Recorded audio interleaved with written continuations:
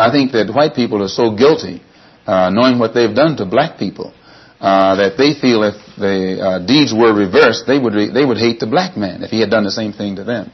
So it's actually, it reflects a guilt complex on the part of whites when they ask us, do we hate them? And if you notice, Uncle Sam has formed a habit of going all over the world.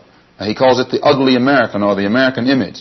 He thinks that everybody hates him because it's a guilt complex. And if you think that if you are worried about Europeans hating you and they're your allies and your cousins, well, naturally it would follow for you to think that Negroes in this country would hate you, especially in light of what has been done to black people in this country by white people. We don't teach hate. Mr. Muhammad teaches the truth. And he teaches that our people should unite among ourselves and try and solve our own problems instead of trying to force ourselves upon whites and blame them for our plight. The problem isn't personal and it's not individual. Our problem is collective.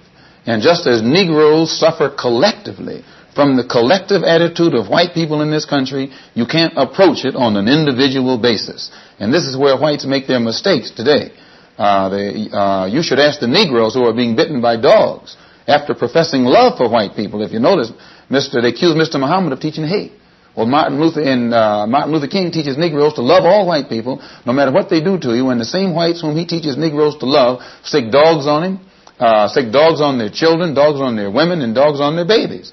So I think it's very hypocritical on the part of whites to accuse Mr. Muhammad of a hate teacher because he says separation and then stick dogs on Martin Luther King, who is teaching integration. It means that no matter what the Negro does, he is not going to get along with white. So I think that Mr. Muhammad's whole philosophy is more intelligent than Mr. King's.